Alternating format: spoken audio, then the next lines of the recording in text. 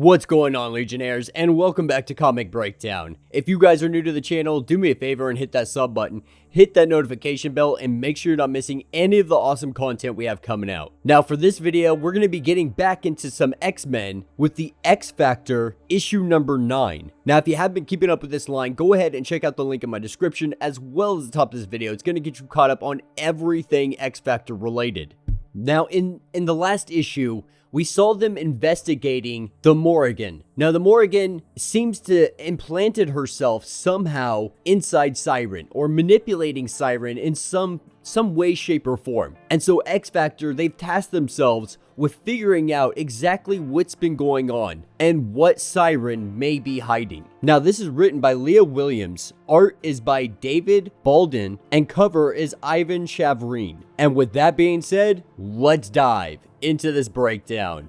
Alright guys, so in the last issue, we really learned that the Siren wasn't in control of everything that she's been doing. The goddess of death, Morrigan, she's the one to blame here, because she's taken over Siren's body. And after a deadly fight in the boneyard, XFactor, they managed to expel the goddess from Siren. But they need to act fast before she can return, before the goddess of death can return to Siren. And so this issue picks us up inside of Siren's mind, in her memories. And Prestige brought them inside here, so they could try to do their investigation from the inside out. You know, right now she's psychically repressing the goddess of death.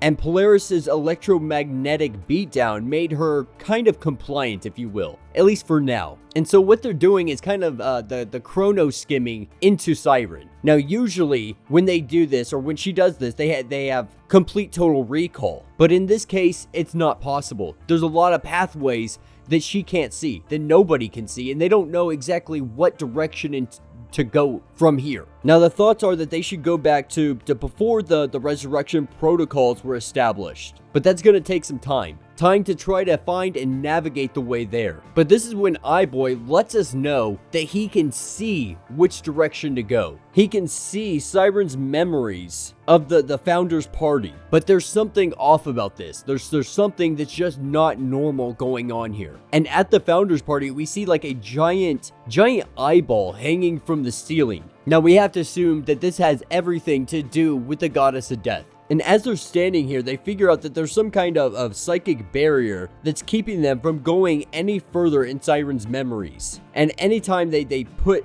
any effort to push forward through it, they can't hear anything except for the word geese. Now, this stands for a god-powered gag order. It's kind of an ancient form of magical contract from Irish folklore. A riddle or a set of conditions imposed by a superpower being onto a mortal in order to achieve a goal. And as they do a little bit more digging, they figure out that the geese it's affecting Siren. But technically, they have access to Morgan's memories in there. They just have to go another level down. And so she wants to softball everyone past this and into Morgan's memories. She'll stay behind in Siren's memories to kind of keep it open and keep it all subdued. And so essentially, they're creating a kind of telepathic daisy chain that's going to keep all of these doorways open, and when they need to escape, they can all come back to reality in one fell swoop. And so we see Prestige, she projects everybody forward, launching them forward. They come in contact with some giant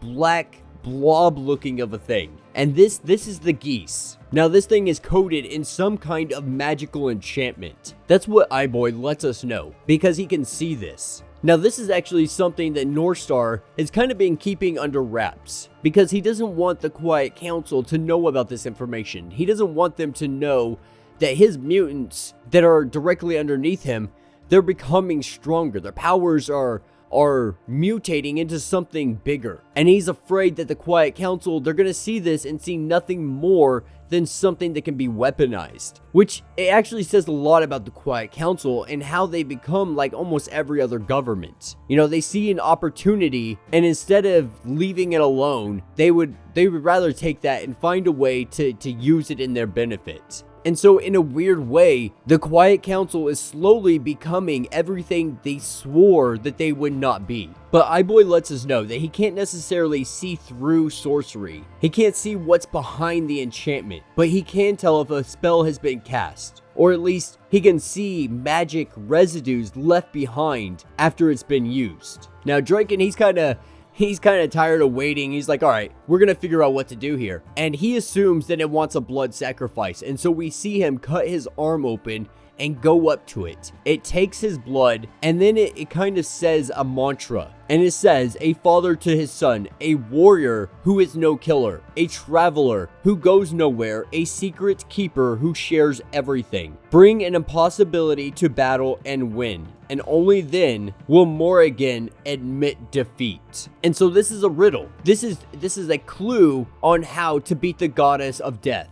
And they piece it together pretty quick. You know, they piece it together that they need Shatterstar. And Northstar tells them, you know, like, explain yourself. Tell me why you've come to this conclusion. And he breaks it down, you know, a secret keeper who divulges everything. Shatterstar live streams every second of his life, but has a neutral net implant that keeps him from speaking freely. A warrior who is no killer, a traveler who goes nowhere. You know, he's a imprisoned gladiator who's forced to fight for spectacle. A dimension hopping, time traveling, teleporting gladiator who is stuck there. You know, and as for the father thing, though he feels like it's not necessarily his place to say anything, he's standing close enough to Richter to learn a whole lot of information he has no business learning about Shatterstar. And so it seems like XFactor, they're now going to be planning a rescue mission. And this is where we see them all back in reality, and they've come to the conclusion that they need to get Shatterstar. He is the key to defeating the goddess of war. The only issue is they're still banned from the Mojoverse. And so they're going to need some help getting there. They're going to need the big guns to come in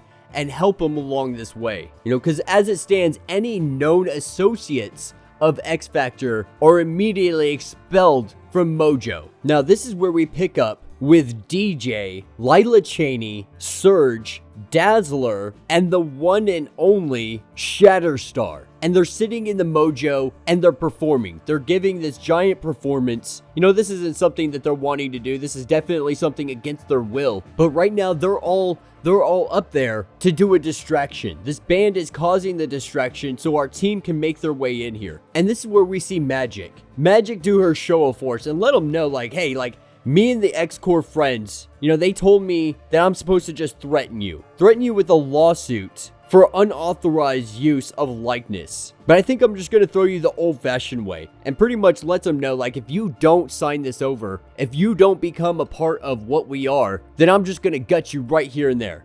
You know, no more slavery, no more hostages, no more attempts at getting his hands on mutant DNA, and no more telling stories without their permission. And if he does, Magic, Karma, and Mirage, they're all going to come back here, and they're going to do things the hard way. And lets them know, you're partners with Krakoa now. Now sign the dotted line. And this is where we see everybody freed. And they all make their way through the Krakoan gate. Going through the gate, you know, everybody is just showing how thankful they are. And Northstar comes out and he talks to Shatterstar. And they have a discussion about what needs to happen next. You know, Northstar already knows that Shatterstar is well aware of what he's here to do. He's here to kill death to be exact. And this is where he goes looking for Siren. And coming up, finding what appears to be a shadow of a monster that once was Siren. And we see this piece of land rise up out of the ground. And Shatterstar, he pulls out his swords and he's ready to fight. And we see them drop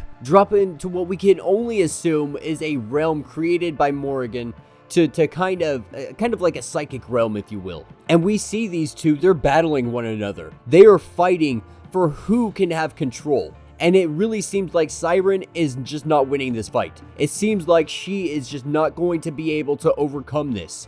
But this is when we see Shatterstar. He makes his way into their little fight. He kind of ghosts himself in here. You know, the thing is, the goddess of death, she came to Siren. And the Goddess of Death, she had plans to kill as many mutants as she wanted, but Siren made a deal. In return for sparing all of the mutants' lives, Siren had sworn upon a guise to carry out her will. And she demanded her to perform a ritual sacrifice on herself in her name, one for each death that she is owed. So 1,000 deaths, 1,000 times, in 1,000 different ways, as many times as demanded. So we see Shatterstar make his way into this fight, and it I don't really know how I feel about them cutting to like a Roman type style of artwork and text, but they cut it back and we see a bull charging at the Goddess of Death.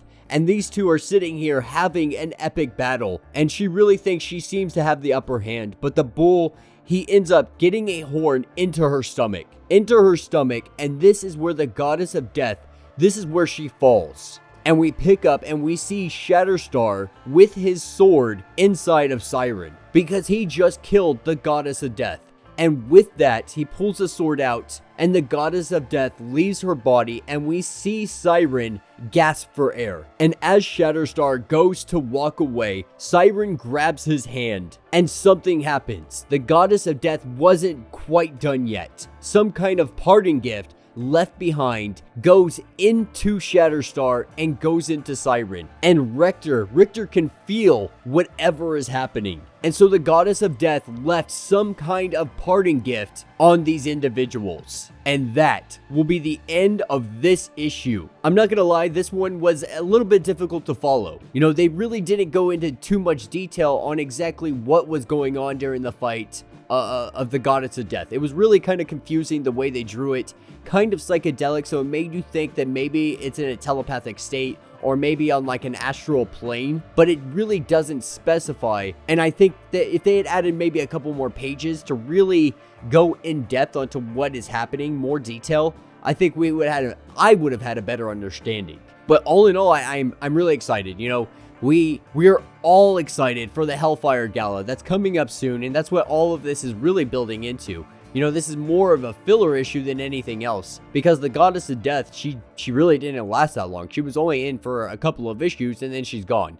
You know, they're really just trying to buy some time until we get to the gala event. But yeah, let me know what you guys think down in the comments. If you have not yet, do me a favor, hit that sub button, hit that notification bell, make sure you don't miss any of the awesome content we have coming out, and until the next breakdown.